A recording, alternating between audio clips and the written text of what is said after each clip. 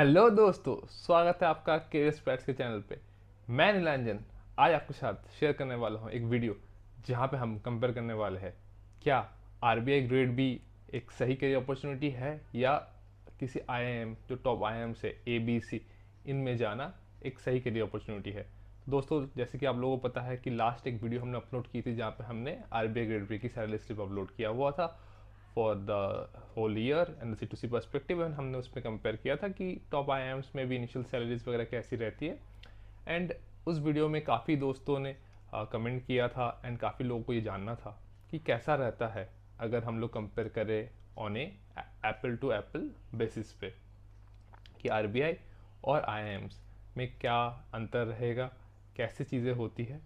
And career progression बाकी सारी चीज़ें कैसी होगी। दोस्तों, इस वीडियो के लिए हमने जो अप्रोच यूज़ किया है, हमने दो पार्ट में इस वीडियो को तोड़ा है बिकॉज इट इज़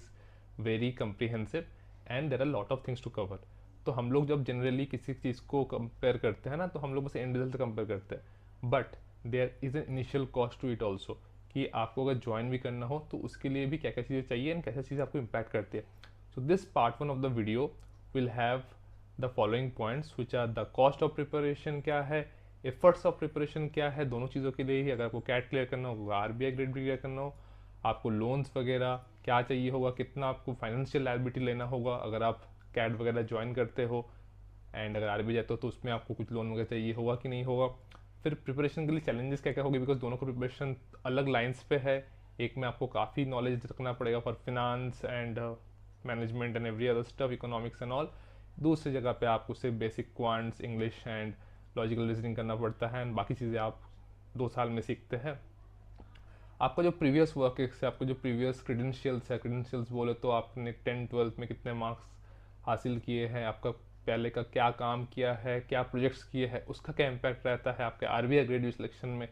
और आपके आईएम्स के सिलेक्शन में। एंड आफ्टर आईएम आप जब पास कर जाते हो तो आपको कैसे जॉब्स, कैसे अपॉर्चुनिटीज़ मिलेंगे based on your previous work. तो उन सब चीज़ों के बारे में भी हम डिस्कस करेंगे। एंड एक बार जब आप ज्वाइन कर जाते हो उसके बाद आपकी लाइफ कैसी होती है एंड आपके जो आफ्टर एम बी ए वो बेनिफिट्स होंगे, आफ्टर आर बी ए आपकी लाइफ कैसी होगी, लाइक 10 साल बाद, 15 साल बाद आप क्या क्या रोल्स कर सकते हो, क्या आपकी रिस्पॉन्सिबिलिटीज़ रहेंगी, वो सब कुछ हम लोग पार्ट 2 में कवर करेंगे। सो दोस्तों, शुरू करते हैं on a point wise level पे कि क्या क्या चीज़ें होती है। So first point that we are going to discuss is the cost of preparation. तो दोस्तों, कोई भी एग्जाम हो, निकालना हो तो उसके लिए भी एक कॉस्ट इन्वॉल्व होता है। कॉस्ट इन द सेंस कि आपको प्रिपरेशन करनी होगी, मॉक टेस्ट देना होगा, ये सारा कुछ। टाइम का मैं अभी इस पॉइंट में नहीं डिस्कस कर रहा हूँ, वो नेक्स्ट पॉइंट एफर्ट वाले पॉइंट में हम लोग डिस्कस करेंगे। तो जो पहला है कॉस्ट, आरबीआई के केस में आप अगर कोई भी रिपूटेड इंस्टीट्यूट वगैरह का कोर्स वगैरह लेते हो, तो मैं यहाँ पे किसी को स्पॉन्सर भी नहीं कर रहा हूँ और ऐसा कुछ कोई स्पेशल इंक्लाइनेशन भी नहीं है कि आपको इसको लेना चाहिए। तो जितना भी मैंने देखा है तो नियर अबाउट 10 से 15 हज़ार के बीच में आपका 1 से 2 साल का कोर्स वगैरह रहता है और RBI preparation. And mock test वगैरह अगर लोगे तो उसका भी लाइक 1,500-2,000 करके पर मॉक टेस्ट सीरीज पड़ती है। वेयर जो कैट की प्रिपरेशन है वहाँ पे कोचिंग थोड़ी महंगी आती है, जो भी ऑनलाइन वगैरह होती है। ऑनलाइन थोड़ी सी कुछ सस्ती भी है, बट इनका जो मॉक टेस्ट सीरीज वगैरह है वो भी 5 से 10 हज़ार के बीच में आता है, जो भी फेमस इंस्टीट्यूट वगैरह है। सो कॉस्ट परस्पेक्टिव से आरबीआई थोड़ा सा चीप पड़ेगा from the preparation perspective. And secondly, जब आप एमबीए करके सिलेक्ट हो जाओगे तो एमबीए इस पढ़ाई है एंड आरबीआई पे आपको जॉब मिल रहा है, तो there is a vast difference in terms of cost also. Because जब आप किसी टॉप आईएम में ज्वाइन करोगे तो आज के डेट पे अगर आप सारा कुछ खर्चा वर्चा मिला लो तो ऑलमोस्ट 30 से 35 लाख का खर्चा आपका बैठ जाएगा, और ज़्यादा भी बैठ सकता है डिपेंडिंग अपॉन कि आप कहाँ पे एक्सचेंज वगैरह करने जा रहे हो एंड ऑल दैट। आरबीआई में एक बार जब आप ज्वाइन कर जाओगे उसके बाद सारा खर्चा आपका आरबीआई देने लगेगा, आपको सैलरी मिलने लगेगी। तो आरबीआई में आपका बहुत ज़्यादा खर्चा उस हिसाब से नहीं है। सेकेंड है एफर्ट ऑफ प्रिपरेशन। अब दोस्तों एक चीज़ देखिएगा, आरबीआई में आपको एंट्री करने के लिए काफ़ी एफर्ट्स करने पड़ेंगे बिकॉज आपको एग्जाम क्लियर करना है, कॉम्पिटेटिव एग्जाम्स है। कैट में भी वही है, बट कैट के बाद क्या होगा, आप एक कोर्स में जाओगे जहाँ पे आपको 2 साल फिर से पढ़ाई करनी है, फिर से कम्पीट करना है, फिर से आपको जॉब मार्केट में फाइट करना है to get the final placements and all. So RBI के केस में आपको जो इनिशियल एफर्ट है थोड़ा ज़्यादा लगेगा बिकॉज यहाँ पे आपको सब्जेक्ट्स की नॉलेज भी लगेंगे apart from your aptitude skills, logical reasoning skills, English skills and interview वगैरह। क्योंकि यहाँ पे आपको फिनांस, मैनेजमेंट, इकोनॉमिक्स सारा कुछ का नॉलेज चाहिए होगा to get selected in R B I. Where CAT के लिए अगर आप बेसिक चीज़ें भी करोगे इन द सेंस की लाइक आपका क्वांट्स हो गया, आपका लॉजिकल रीजनिंग हो गया, आपका इंग्लिश हो गया, एंड आपका इंटरव्यू प्रिपरेशन थोड़ा सा जीके वगैरह प्रिपेयर करोगे। जीके भी इसमें वैसा वाला जीके नहीं कि आपको कोई एग्जाम में आएगा, it's from the interview perspective and all. And बाकी आपका जो वैड वगैरह होता है, रिटन एबिलिटी टेस्ट, उसको क्लियर करोगे तो आपका कैट के सिलेक्शन चांसेस बढ़ जाते हैं। तो कमिंग टू अ पॉइंट, अगर कोई फ्रेशर है, ठीक है, तो उसके लिए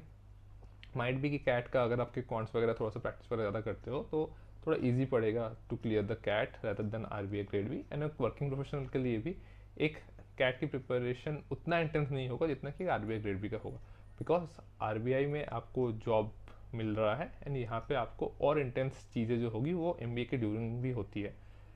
थर्ड है कि लोन, आरबीआई के लिए ज्वाइन करने का आपको लोन की ज़रूरत नहीं होगी एज सच, मतलब अगर आपको जो बेसिक कोर्स फीस वगैरह के लिए चाहिए हो रही है वो अलग बात है, बट नॉर्मली आरबीआई ज्वाइन करने के लिए आपको कोई लोन या पढ़ने के लिए कुछ लोन वगैरह की ज़रूरत नहीं पड़ी। पर एज एमबीए कॉलेजेस में आपको 30-35 लाख, डिपेंडिंग अपने 40 लाख भी जा सकता है ना, आईएसबी वगैरह जा रहा हो तो और ज़्यादा भी लग सकता है। तो डिपेंडिंग अपन द कॉलेज, अगर टॉप आईएम्स, आईएसबी, आईएफटी इन सब की बात है तो इसमें अच्छा खासा आपका लोन का अमाउंट भी लगेगा। हाँ, इस पर भी थोड़े बहुत एक्सेप्शन है, जैसे एफएमएस वगैरह है तो वहाँ पे काफ़ी सस्ता है, तो वहाँ पे लोन अमाउंट 3-4 लाख में आपका निपट जाएगा जो भी पढ़ाई का खर्चा वगैरह। फोर्थ हम लोग आते हैं कि what are the challenges of preparation. अब चैलेंजेस यहाँ पे ये आती है कि कैट में अगर देखा जाए फिर भी आपकी सीट ज़्यादा है, अगर आप टॉप 3 आईएम्स भी टारगेट कर रहे हो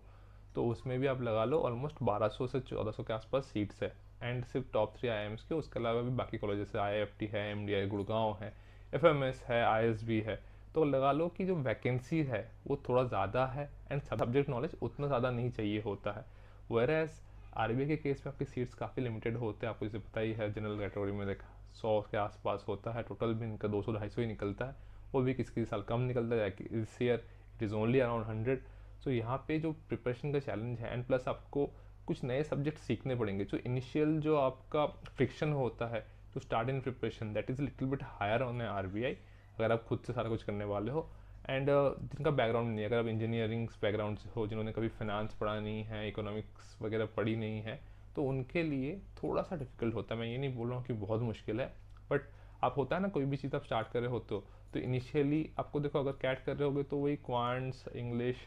एंड आपके लॉजिकल रीजनिंग, ये थोड़ा फिर भी आसान होता है than studying a new subject and going there. And secondly, अगर आप थोड़ा ज़्यादा स्टूडियस हो एंड ऑल दैट हो, एंड अगर आपको लगता है कि नहीं मेरी मैथ्स में उतना स्ट्रॉन्ग नहीं है, लॉजिकल रीजनिंग उतनी स्ट्रॉन्ग नहीं है, काम चलने लायक मोर देन एवरेज है, तो आपको लगेगा आरबीआई में अगर आप थोड़ा सा ज़्यादा पढ़ पाओगे, ज़्यादा एफर्ट दे पाओगे तो आरबीआई आपके लिए भी सूटेबल हो जाएगा। अब आते हैं फिफ्थ पॉइंट, जो कि है impact of work ex on future prospect. RBI में उतना ज़्यादा मैटर नहीं करता है, बिकॉज आपको जो एलिजिबिलिटी क्राइटेरिया है उसमें आपका बेसिक्स जो होता है कि आपको ग्रेजुएशन होना चाहिए, 12th होना चाहिए, बेसिक परसेंटेज होना चाहिए, that is the thing, that is eligibility criteria. उसके बाद इंटरव्यू में अगर आप अच्छे से प्रिपेयर करके जाओगे एंड आप वहाँ पर जाकर फोड़ोगे तो इट्स ईजी। हाँ, वहाँ पे अलग बात है कि यूपीएससी एस्पिरेंट्स वगैरह भी आते हैं तो उनका नॉलेज भी ज़्यादा होता है, बट उसका कुछ एलिजिबिलिटी क्राइटेरिया नहीं है, and due to the knowledge and due to the way they clear their interview, they present themselves in the interview, they are able to clear it in a better format and all. Similarly, जो banking experience भी होते हैं उनको banking system को थोड़ा idea होता है, तो they might get little bit of advantage, but ऐसा कुछ नहीं है कि वो है तो आपको पक्का मिलेगा। वेयर एज इन कैट में भी आपको बोला जाता है कि आपको बस 10-12 में 60% ही चाहिए होता है, बट अगर आप देखोगे किसी भी टॉप आई का सिलेक्शन क्राइटेरिया, वहाँ पे आपको जो आपके डिफरेंट एरियाज़ के मार्क्स, लाइक 10th के मार्क्स, 12th के मार्क्स, डिग्री के मार्क्स, आपके वर्क एक्स, हर चीज़ का अलग अलग पॉइंट्स या मार्क्स मिलता है, and based on the final accumulation of points and weightage आपको जो सिलेक्शन होती है कैट में वो आपको फाइनली मिलता है, आपको इंटरव्यू कॉल्स उससे आपसे मिलता है, आपको जो फाइनल शॉर्ट लिस्ट होती है कॉलेज में वो भी मिलता है, and going forward into the college also, जब आप 2 साल वहाँ पे फाइट करोगे, आप इंटर्नशिप्स के लिए, प्लेसमेंट्स के लिए बैठोगे, and you are fighting across all the creams of India, वहाँ पे भी आपको ये सारी चीज़ें मैटर करती है, बिकॉज जब आप रिज्यूमे में डालते हो ये नंबर्स एंड मार्क्स, एंड जब आप अपने आप को पुट फॉरवर्ड करते हो तो इन सब के बेसिस पे भी कंपनीज आपको प्रेजेंट करती है, शॉर्टलिस्ट करती है। सो अगर आपको टॉप आईएम्स में जाना है एंड टॉप आईएम्स में अगर आपके मतलब मार्क्स से बहुत कम है तो थोड़ा सा स्ट्रगल ज़्यादा होगा, मतलब इट्स नॉट लाइक कि एक बार आप कैट क्लियर करके वहाँ पे चले गए तो उसके बाद आपकी लाइफ ईजी हो गई। तो सम थिंग्स, अगर आपका जैसे फॉर एग्जाम्पल 60-65% मार्क्स है 10th या 12th में कहीं पे भी डिग्री ग्रेजुएशन में ना, आप आई में क्लियर कर भी जाते हो, फिर आप जब प्लेसमेंट में बैठोगे तब भी आपको थोड़ा सा स्ट्रगल करना पड़ेगा in the form of to get a very good placement, because वहाँ पे भी काफ़ी फाइट होती है एंड इंटरव्यू पे आपको जस्टिफाई करना पड़ेगा कि आपका क्यों डिप आया है, बिकॉज वहाँ पे आपके मतलब एज यू नो कि टॉप आईएम्स में आपकी क्रीम ऑफ इंडिया आती है. So मतलब they have like 90% across all over the college, all the toppers of India from different schools, different colleges. So वहाँ पे थोड़ा फाइट ज़्यादा ये है. एंड आरबीआई में आप देखोगे एक बार आपने आरबीआई ज्वाइन कर लिया तो उसके बाद सब लेवल प्लेइंग फील्ड पे आ जाता है. ऐसा नहीं है कि आपका प्रमोशन में कुछ इम्पैक्ट पड़ेगा कि आपके 10th के मार्क्स कम थे या 12th के मार्क्स कम थे, बट एमबीए में इट मैटर्स. एंड आपका प्रीवियस वर्क है, आप कौन सी इंडस्ट्री से हो, कौन से डोमेन से हो, उसका भी एक इम्पैक्ट पड़ता है कि आप नेक्स्ट प्लेसमेंट में कहाँ जाओगे, कैसे जाओगे एंड कितने अच्छे कंपनीज वगैरह में जाओगे एंड ऑल दैट. फिर लाइफ आफ्टर ज्वाइनिंग और गेटिंग सिलेक्टेड. आरबीआई में एक बार आप सिलेक्ट हो गए तो उसके बाद तो एकदम लाइफ मस्त, ट्रेनिंग वगैरह होगी आपका, सिंपल मतलब चले जाओगे वहाँ पे, फिर ज्वाइनिंग होगी, फिर सैलरीज आने लगेगी एंड आपको रेस्पेक्ट एंड डिफरेंट जो एस्पेक्ट्स है गवर्नमेंट जॉब की, स्टेबिलिटी, सिक्योरिटी, सब कुछ मिलने लगेगा, जो हम लोगों ने लास्ट वीडियो में भी हमने डिस्कस किया था. वह एमबीए में तो असली कहानी स्टार्ट होती है after you clear CAT and land into the college, because हमें लगता है कि कैट सबसे डिफिकल्ट है वहाँ पे क्लियर करना एंड ऑल दैट. एक बार आप जब कॉलेज में पहुँच जाते हो फिर आपको असलियत से वाकिफ़ किया जाता है. वहाँ पे जो स्ट्रगल होती है वो बहुत एक्सट्रीम होती है. लाइक आप पहले 2-3 महीने you work very high, like 14 to 16 hours a day आपको काम करना होता है, आपको सब्जेक्ट्स पढ़ने होते, एक्स्ट्रा करिकुलर एक्टिविटीज़, पोजिशंस और रिस्पॉन्सिबिलिटीज़ वाली चीज़ें, एंड आपको वहाँ पे जाके भी कुछ रिलैक्स या कुछ करने को नहीं मिलता, बिकॉज आप एक बहुत ही कॉम्पिटिटिव इन्वायरमेंट में जाके स्टार्ट करते हो, जहाँ पे आपको मतलब बहुत एस्पेक्ट्स में आपको काम करना होता है all across the clock, and that prepares you for your corporate hustle and corporate culture, so that कल की डेट पे जाके आप जो बड़ी बड़ी कंपनीज में ज्वाइन करोगे एंड वहाँ पे आपको चीज़ें संभालनी है, तो you get that environment right away in the college and that prepares you so well, जब बाहर जाके आप चीज़ें हैंडल कर पाओ ईजिली. सो वहाँ पे काफ़ी एक हार्डशिप वाला फेज़ रहता है इनिशियल 6 to 8 मंथ, जब तक आपकी फाइनल समर प्लेसमेंट्स नहीं हो जाता. तो उसमें आपको बहुत सारी चीज़ें करनी है, सब्जेक्ट्स भी सीखना है, रिज्यूमे बनाना है, फाइट करना है in the market for your job and placements. So जो 2 साल है, 1 साल तो आपका काफ़ी टफ रहता है, सेकेंड ईयर रिलेटिवली लाइट है, बट अगर आपको pre placement offer summers placement में मिल जाता है तो आपके लिए काफ़ी लाइट होता है. बट अगर आपको समर्स प्लेसमेंट के बाद आपको प्री प्लेसमेंट ऑफर नहीं मिलता या आपको जो कंपनी मिली थी आपको पसंद नहीं, आपको उस पर अपग्रेड करना है, तो आपके लिए सेकेंड ईयर भी on the second half is again stricter and tougher. So यहाँ पे 2 साल का काइंड ऑफ स्ट्रगल है. लाइफ आरबीआई में तो एक बार चले गए तो आपकी लाइफ एकदम शॉर्ट हो जाती है. प्लस आरबीआई में आपको कोई लोन नहीं है, तो जो भी आपको सैलरी आ रही है आप मस्त इंजॉय कर पाओगे. एमबीए में जाके एक तो आप स्ट्रगल कर रहे हो, प्लस आपने 30-35 लाख का लोन लेके रखा हुआ है, तो वो भी आपके लिए एक एडेड प्रेशर है. अगर आप लोन से पढ़ रहे हो, अगर आपकी फैमिली बैकिंग वगैरह है, तो that's a different story, because फिर आपको लोन के कोई प्रॉब्लम्स वगैरह नहीं है. बट अगर लोन लेके जा रहे हो तो आप जैसे ही कॉलेज से निकलोगे आपके ऊपर 30-35 हज़ार का 12-15 साल का एक लोन का ईएमआई भी एडेड हो जाता है, तो उससे थोड़ा सा प्रेशर भी बिल्ड होता है स्टूडेंट्स के ऊपर कि मेरे पास ऊपर इतना लोन है, so I need to at least clear or get into a good company with a good package so that I will be able to pay off the loans and also lead a comfortable life. बाकी तो वहाँ पे आपको एक अच्छा network and चीज़ें मिलती है. तो IIM में इस लाइक नॉट कि सारा कुछ आपका बहुत स्ट्रेनस है, हार्ड वर्क है, तो it's a beautiful experience there. वो आपको बहुत कुछ सिखाता है, आपके लाइफ को देखने का पर्सपेक्टिव चेंज हो जाता है, आप चीज़ों को डिफरेंट तरीके से देखने चलते हो. जैसे I have been through that 2 years at IIM Bangalore, तो अगर आपको मेरे को पूछोगे कि अगर आपको फिर से मौका मिले कि आप वो 2 साल फिर से जीना चाहोगे, तो मैं बता सकता हूँ कि yes I want to live that life again. So it's a beautiful experience. It's not like कि हाँ सिर्फ काम काम है, हाँ काम तो है ही, बिकॉज आप जो एक बंदा जो इंटर कर रहा है उस कॉलेज को, he is just a normal guy, and when he comes out तो ही इज़ बिकमिंग और turning into a manager who have to lead things and take the companies forward. So the transformation में तो आपको थोड़ा बहुत तो घिसना पड़ेगा ही.